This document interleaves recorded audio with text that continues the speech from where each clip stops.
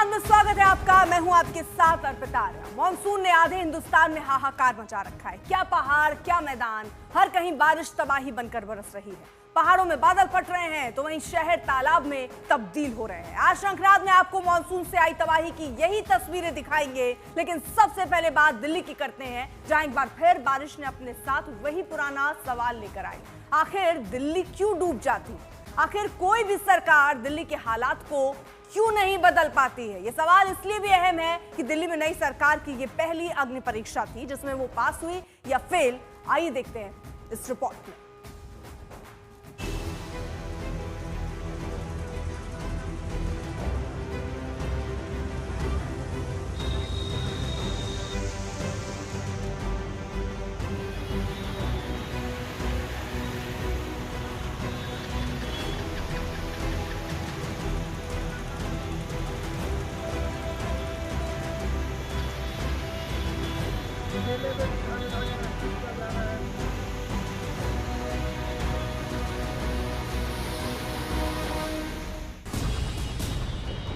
आखिर क्यों बार बार डूब जाती है दिल्ली? आखिर क्यों चंद घंटे की बारिश दिल्ली को तालाब में तब्दील कर देती है? आखिर कहां चले जाते हैं वो वादे जो चुनाव से पहले नेता जनता से करते हैं?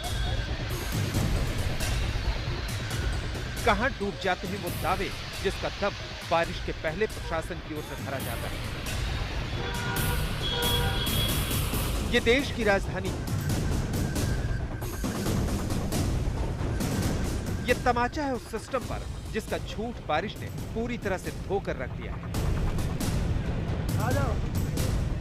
शर्म करने वालों के लिए चुल्लू भर पानी ही काफी है, लेकिन यहाँ तो पूरा तालाब। ये तस्वीरें इंतजार कर रही हैं कि कोई तो शर्म करे, कुछ तो शर्म करे और बताए कि आखिर ये किसकी गलती की सजा दिल्ली की जनता भुगत रही है। की क्या जरूरत है जब NH24 पर ही आपको समुंदर जैसा नजारा देखने को मिल जाएगा। ये रास्ता पटपड़गंज जाता है, लेकिन तकरीबन 1 घंटे से ज्यादा हो गया है।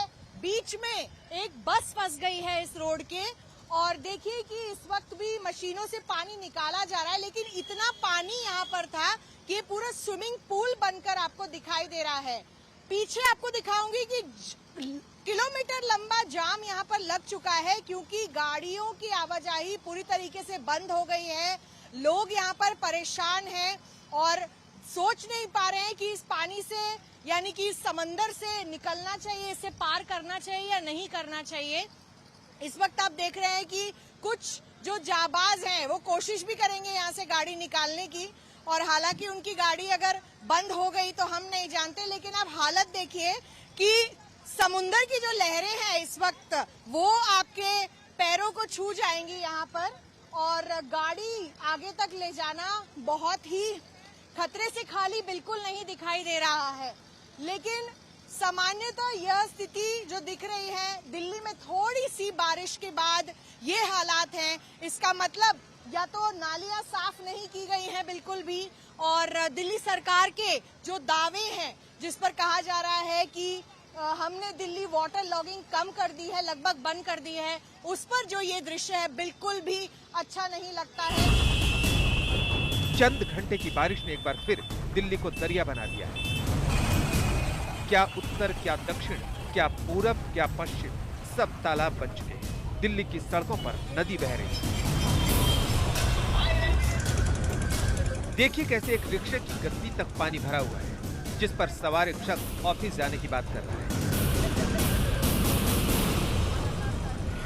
ऑफिस नहीं जा पा रहे, इनका ऑफिस अभी बस से निकाल रहे हैं, और इनको कहते हैं ना कि उत्तर क्षेत्र में इनको अलग कर रहे हैं।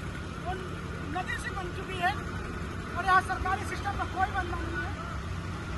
ठेले पे बिठा बिठा के रेस्क्यू किया जा रहा है। जिस मिंटो रोड अंडरपास को दिल्ली में बाढ़ का प्रतीक माना जाता था, आज वो अंडरपास तो साफ रहता है, लेकिन पूरी दिल्ली मिंटो रोड जैसी नजर आती है। तस्वीरें प्रगति मैदान के अंडरपास की है, जहां पर अगर आप देखेंगे तो पानी से पूरी सड़क इस वक्त लबालब है। पूरा अंडरपास में पानी ही पानी जो है वो भरा पड़ा है, और गाड़ियों की रफ्तार जो है वो पूरी तरीके से थम सी गई है। कई सारी गाड़ियां जो है वो रास्ते में खराब हो गई हैं, ऑटो जो है वो खराब हो चुके हैं, जिसके कारण जाम की आपको लंबी कतारें जो है वो इस वक्त आपको नजर आएंगी। ये रूट सराय काले खां अक्षरधाम से रिंग रोड से होता हुआ जो जाता है वो बाबा भैरवनाथ का जो मंदिर है वहाँ पर जाता है। उसके बाद प्रगति मैदान, सराय काले खां, उन हिस्सों के अंदर जाता है। आश्रम की तरफ जाने वाला ये पूरा अंडरपास का रूट है, जहाँ पर इस वक्त आपको लंबी लंबी कतारें जो है वो इस वक्त जाम की नजर आएंगी। कई सारी गाड़ियां भी जो है वो आपको सड़क के किनारे जो है वो नजर आएंगी, जो पूरी तरीके से इस वक्त बारिश का पानी भरने के कारण खराब हो चुकी है। सरकार बदल जाती लेकिन नहीं बदलते तो दिल्ली के हालात। पिछली सरकार में भी दिल्ली डूबती, इस सरकार में भी दिल्ली का वैसा ही हाल है। एएमबी रोड की तस्वीरें हैं, जहां देख सकते हैं दरिया में तब्दील हुई है। 3 से 4 फीट तक पानी यहां पर भरा हुआ है, जिससे लोगों को परेशानी हो रही है। और दूसरी तरफ दिखाएंगे जो यातायात है, जो बदरपुर से गाड़ियां खानपुर की तरफ आ रही हुई है, यहाँ तक आकर के रुक गई हैं, क्योंकि आगे जाने का रास्ता नहीं है। जलभराव के कारण रास्ता बंद हो गया है। क्या परेशानी हो रही है आपको? बहुत परेशानी हो रही है। आप बताइए भैया, देखो किससे ले जा रहे साइकिल, हम कैसे लेके जाएंगे? वो भैया देखो कैसे ले जाते। जब इस्त्री नहीं होगा निकलने के लिए पानी, तो भराव तो होगा। और हमेशा भर जाता है पानी? हाँ, हमेशा भर जाएगा तरफ। कोई कहेगा कि ये देश की राजधानी है, कोई कहेगा कि ये दिल्ली की सड़कें हैं। आखिर ऐसा क्या है कि दिल्ली की बारिश में जो सिर्फ चुनावी वादा बनकर रह जाती है। आप देख रहे पानी यहाँ पर कम से कम 12:30 बजे से भरा हुआ है। पानी जब सड़क में उतरेगा, पानी जब सड़क में उतरेगा मैडम, तो पानी को टाइम भी चाहिए निकलने का। ठीक है, यहाँ पे ऑलरेडी हमने 4-4, 5-5 पंप लगा रखे हैं। PWD अपना काम कर रही है, रेखा जी के नेतृत्व में हम ऐतिहासिक काम कर रहे हैं। पहले आपको याद नहीं होगा, 12 साल पहले, जब 12 साल तक डिप्टी CM थे सिसोदिया, 18 मंत्रालय थे, ये सड़क 3-3 दिन तक बंद रहता था पानी की वजह से। वहीं पे बैरियर लगा दिए जाते थे। पर सवाल यही है कि सरकारें बदलती है लेकिन हालात नहीं बदलते ना। देखिए आप, रास्ता कहाँ बंद है? पानी अगर नीचे उतरे गिरेगा तो उसको टाइम तो चाहिए। सर एक मिनट सुन लीजिए, इससे पहले हम 1 बजे से यहाँ पर खड़े हैं। बीच में एक बस प्रभावित हो गई थी, बंद पड़ी थी और सब यहाँ से ट्रैफिक डाइवर्ट हो गया था सर। तो अभी 2 मशीनें लगी, ऐसा भी हो सकता है कि ज्यादा मशीनें लगा दे, 6 मशीनें लगा दी, 4-5 मशीनें और आ रही हैं। इतना पानी नहीं है, आप देख सकते हैं। ये पानी लगभग यहाँ खत्म हो चुका है। ठीक है, थोड़ा पानी उधर है, वो क्योंकि उधर डाउन है। ये NH है और इसका NH वाले से हमारी बात भी हो गई। क्यों डूब जाते हैं स्कूल, क्यों डूब जाते हैं दफ्तर, क्यों डूब जाते हैं बाजार? अभी हम दिल्ली के तुगलकाबाद में हैं और यहाँ पर देख सकते हैं स्कूल के सामने बारिश हुआ है, जलभराव आप देख सकते हैं तस्वीरों में।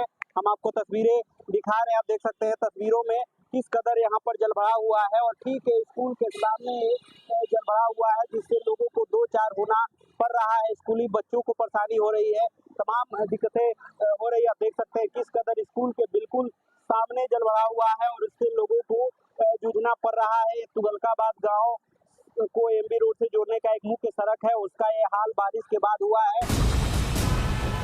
आखिर दिल्ली से पानी क्यों नहीं निकलता? आखिर दिल्ली का ड्रेनिंग सिस्टम इतना खस्ता हाल क्यों है?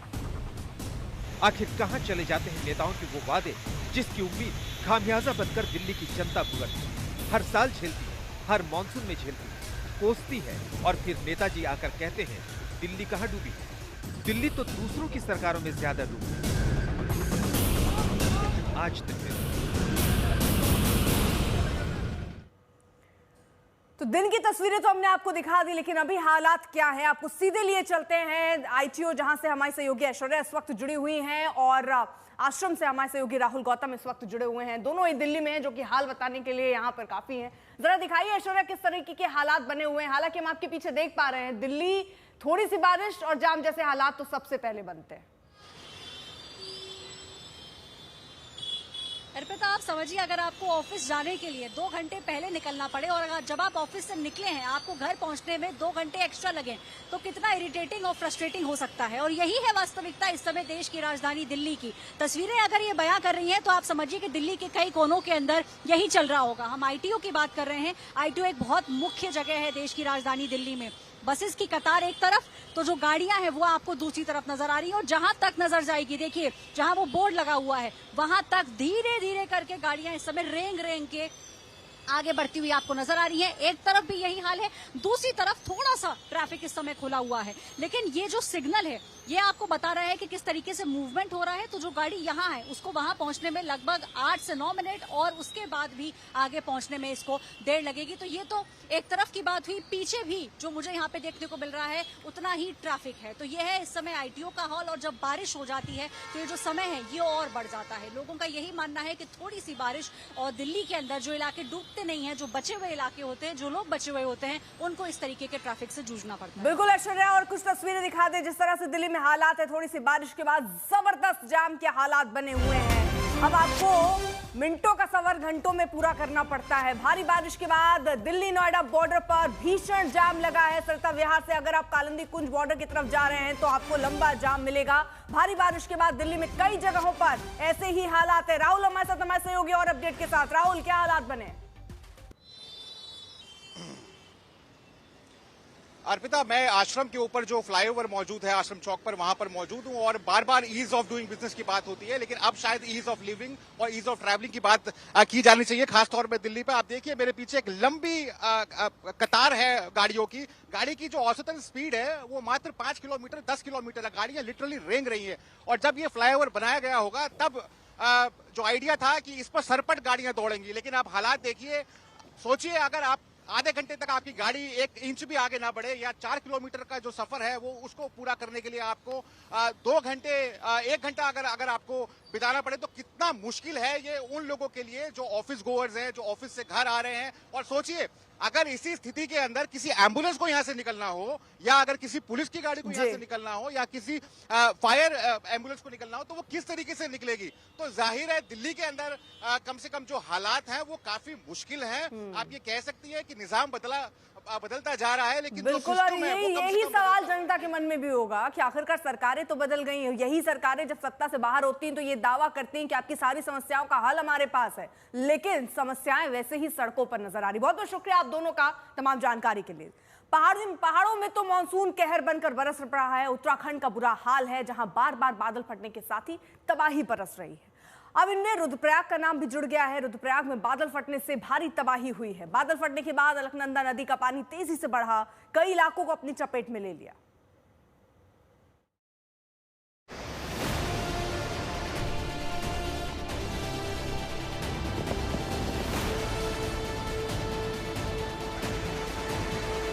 एक बार फिर से उत्तराखंड पर कुदरत का कहर बरपा। एक बार फिर उत्तराखंड में बादल फटा, नदी में तेज बहाव आया और मलबा सब कुछ बहाता ले चला गया। तस्वीरें उत्तराखंड के रुद्रप्रयाग की हैं, जहां सैलाब हाहाकार करते हुए आगे बढ़ा। आपदा पीड़ित बसु केदार के जो छेना घाट है, छेना घाट के निकट में मौजूद हूँ और आप देख सकते हैं कि जो छेना घाट जाने वाला मोटर मार्ग है वो पूरी तरीके से ध्वस्त हो गया है।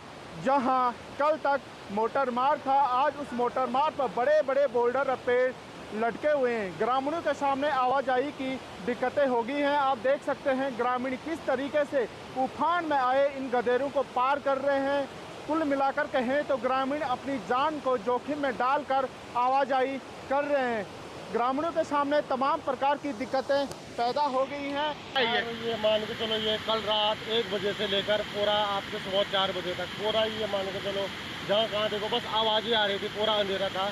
यहाँ से लेकर अभी छेना घाट पर पूरा चला गया। कम से कम 8 या 10 मकानें थी वहाँ, सारी की सारी चली गई हैं। कम से कम ये खबर आ रही है कि 7 या 8 लोग वहाँ अभी लापता हैं, बिल्कुल भी पता नहीं चल रहा उनको। 2 बस के ड्राइवर थे वो बचे हुए हैं मात्र, एक में काफ़ी गंभीर चोटें लगी हुई हैं। अभी थोड़े गांव के वो थे हमारे बड़े भाई लोग थे, वो गए वहाँ, उनको थोड़ा वहाँ से उनको राहत दिलाई, उनको अपने साथ लेके आए। वो तो अभी उनको हॉस्पिटल भेज दिया गया। अब देखिए सर ये क्या बोले, हमारे पूरे गांव जो है उनकी जो मेन कनेक्टिविटी थी जो एक ही मार्ग है और ये पूरा बंद हो चुका है। यहाँ से भी और उस साइड से भी जो तालदमन साइड है वहाँ भी पूरा वॉश आउट हो चुका है। और जो हमारा गांव यहाँ पे नज़दीकी में है पार्टियों, उसके पीछे से 3 लैंडस्लाइडें हुई हैं जहाँ ज़मीन में बहुत बड़ी बड़ी दरारें पड़ चुकी हैं सर। अभी हमारे जनप्रतिनिधि आए थे, वो यहाँ नहीं आए क्योंकि उनको यहाँ से आए डर लग रहा होगा, क्योंकि हमारे गाँव वाले सारे डरे हुए हैं। गाँव वाले सब रोड पर ही हैं आज कल रात से, लेकिन यहाँ कोई जनप्रतिनिधि नहीं दिख रहा है सर। नदी के तेज बहाव ने कई इलाकों को अपनी चपेट में लिया। बादल फटने के बाद हर ओर मलबा बिखर गया। रुद्रप्रयाग के छेना घाट इलाके में बादल फटने के बाद भारी तबाही मची। कई मकान दुकान मलबे की चपेट में आ गए। रुद्रप्रयाग में आई आपदा में 8 लोगों की लापता होने की आशंका है। आप देख सकते हैं कि यहाँ पर भगवान शिव का एक बहुत बड़ा प्राचीन मंदिर था, लेकिन कल रात बादल फटने के कारण ये मंदिर पूरी तरीके से आपदा की भेंट चढ़ चुका है। जिस स्थान पर मंदिर था वहाँ इस समय मलबा भरा पड़ा है। इसके अलावा आप ठीक सामने देख सकते हैं कि वहाँ पर ताल जामड़ गाँव स्थित था, लेकिन कल देर रात पहाड़ी पर अचानक बादल फटने के कारण जो ताल जामड़ गांव है वो पूरी तरीके से मलबे में दब चुका है। बताया जा रहा है कि गांव में लगभग 5 से 6 घर और तकरीबन 8 से 10 गौशालाएं पूरी तरीके से ध्वस्त हो गई हैं। हालांकि जो घरों में रह रहे लोग थे वो सुरक्षित बच गए हैं, लेकिन जो मवेशी हैं वो सुरक्षित नहीं बच पाए हैं। तो कहीं ना कहीं कल रात बसु केदार क्षेत्र में आफत बन के बरसी है और लोगों को भारी दिक्कतें आई हैं। पैदल आवाजाही या हो या सड़क मोटर मार्ग हो, सारे आपदा में ध्वस्त हो गए हैं। आपने देखा होगा तो वहाँ पे अभी क्या स्थिति है? वहाँ तो मलबा बहुत आ रखा है और जो मार्केट था वो पूरा दब गया है पूर्ण रूप से। वहाँ पे एक बस और एक यूटिलिटी सिर्फ दिख रही है, वो भी मलबे के अंदर है, बाकी और कुछ नहीं है। तो हम लोग पैदल चले और छेना घाट में देखा हमने तो पूरा मलबा से पूरा मार्केट भरा हुआ है और पूरी टीम ने हमने पूरा सर्च मारा वहाँ पे, तो अभी तक कुछ पता नहीं है और 8 से 10 लोगों की सूचना है जो लापता होने की सूचना है। पूरा रुद्रप्रयाग मौसम की मार झेल रहा है। मौसम विभाग ने यहाँ भारी बारिश का रेड अलर्ट जारी किया। रुद्रप्रयाग में नदियां उफान पर हैं। यहाँ अलकनंदा नदी का हाल देखिए, नदी घाटों को पार कर चुकी है। प्रसिद्ध हनुमान मंदिर में पानी भर गया है। नदी का जलस्तर लगातार बढ़ता जा रहा है और कई इलाकों को अपनी चपेट में ले रहा है। रुद्रप्रयाग में अलकनंदा व मंदाकिनी नदी भी उफान पर बह रही है। इस समय हम रुद्रप्रयाग में हैं और आप देख सकते हैं कि जो अलकनंदा नदी है वो काफी विकराल रूप धारण करके बह रही है। नदी अपने मूल बहाव क्षेत्र से लगभग 30 से 40 मीटर ऊपर बह रही है और अलकनंदा नदी में बाढ़ जैसे हालात हैं। मैं इस समय प्रसिद्ध हनुमान मंदिर रुद्रप्रयाग में मौजूद हूं और यह मंदिर नदी से लगभग 40 से 50 मीटर दूर है, लेकिन आप देख सकते हैं यह मंदिर लगभग आधा तक पानी से डूब चुका है। सुरक्षा की दृष्टि को देखते हुए फिलहाल मंदिर के अलावा जो आसपास के घर हैं उन सभी को खाली करा दिया है और लोगों को सुरक्षित स्थानों पर भेज दिया है। कुदरत की इस मार के बीच लोगों को बचाने के लिए अभियान चल रहा है। त्रासदी के बीच लोगों को सुरक्षित जगह पर ले जाया जा रहा है। रुद्रप्रयाग पर सिर्फ सैलाब वाला संकट नहीं, लैंडस्लाइड से भी भारी आफत है। पहाड़ दरक रहे हैं, सड़कों पर मलबा है। इस समय हम केदारनाथ हाईवे पर बांसवाड़ा में मौजूद हैं और आप देख सकते हैं कि हाईवे भी जगह जगह बंद हो गया है। देर रात से यह हाईवे बंद है, लेकिन अभी तक हाईवे खोलने का कार्य शुरू नहीं हो पाया है। हाईवे के दोनों छोरों पर यात्री और स्थानीय लोग फंसे हुए हैं। लगातार हो रही बारिश के कारण हाईवे खोलने में भी दिक्कतें आ रही हैं। इसके अलावा जो मंदाकिनी नदी है वह विकराल रूप धारण करके बह रही है। तमाम जो रेस्क्यू टीमें हैं वह भी हाईवे पर फंसी हुई हैं। रेस्क्यू टीमें भी केदारनाथ हाईवे बंद होने के कारण आगे नहीं बढ़ पा रही हैं। तो कह सकते हैं कि कल देर रात से लगातार जो बारिश हो रही है, बारिश के कारण रुद्रप्रयाग में हालात अस्त व्यस्त हो गए हैं। आप केदारनाथ हाईवे पर देख सकते हैं कि बड़े बड़े बोल्डर गिरे हुए हैं। यह स्थिति हाईवे की एक नहीं बल्कि कई स्थानों पर है। पहाड़ी से मलबे के साथ ही बोल्डर और पानी भी बह रहा है। ऐसे में हाईवे नहीं खुल पा रहा है। रुद्रप्रयाग में भारी बारिश का दौर जारी है। ऐसे में सैलाब वाले संकट से जल्द राहत मिलती दिख नहीं रही। रुद्रप्रयाग से प्रवीण सेमवाल के साथ आज तक ब्यूरो। सिर्फ रुद्रप्रयाग नहीं, चमोली, टिहरी, उत्तरकाशी समेत उत्तराखंड के कई इलाकों में बारिश आफत बनकर बरस रही है। हर कहीं तबाही की तस्वीरें नजर आ रही हैं। सबसे बड़ी बात, आने वाले दिन भी राहत भरे नहीं है। कई जिलों में मौसम विभाग ने भारी बारिश का अलर्ट जारी किया है।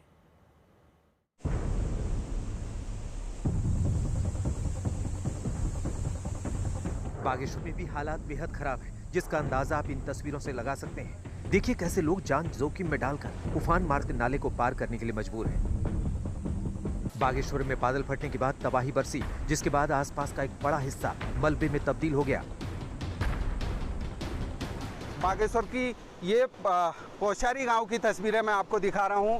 यहां पे एनडीआरएफ और एसडीआरएफ की टीम लगातार रेस्क्यू अभियान लगातार जारी है और बाढ़ का कितना भयंकर प्रकोप यहां पे रहा देख सकते हैं आप सामने वाली पहाड़ी में कि आधे पहाड़ तक ये पानी की लहरें साफ दिखाई दे रही हैं और बड़े बड़े बोल्डर यहाँ पे बह के आए हैं और देख के ऐसे लग रहा है कि अगर कोई इसमें बहा होगा तो शायद से यहाँ कहीं रुका होगा, क्योंकि बहुत दूर उसकी लहरें उस टाइम पे बहुत विकराल यहाँ पे रही होंगी। साथ में अभी भी आप देख सकते हैं एक छोटा नाला यहाँ पर भी बह के आ रहा है जिसने विकराल रूप यहाँ पे लिया और सामने यहाँ पे मकान था और उसी के बगल में गौशाला था। करीब 25 से ज़्यादा बकरियाँ और कुछ गायें टोटल मिला के जो ग्रामीण बता रहे हैं कि 50 से ज़्यादा जानवर यहाँ पे थे, मवेशी, वो भी यहाँ पे लापता हैं, उनका कहीं कोई पता नहीं है। हमारा जो था ये पूरे खेत है, यहाँ पीछे पूरे खेत है, ये तप्पड़ था एक और इसमें जितने भी ये बड़े बड़े बोल्डर दिख रहे हैं या ये चीज़ ये कल ही शाम को आए, ये पहले नहीं था यहाँ पूरे खेत थे, मैदान था यही, तो ये कल ही शाम आया है। तो ऐसे में जो अनहोनियाँ हुई हैं उनको ढूंढने के लिए जैसे टीमें आई हैं तो टीमों के साथ साथ हमारे को लगता है कि ऐसे तो रुकेंगे नहीं। यहाँ से एक बॉडी हमको कम से कम 3 किलोमीटर नीचे मिली है। अब हल्द्वानी से भीमताल जाने वाली सड़क का हाल देखिए, कैसे पहाड़ का एक हिस्सा सड़क की ओर आ रहा है। सामने एक पुल है, ऐसे में लोग लाचार सिर्फ तबाही की तस्वीरें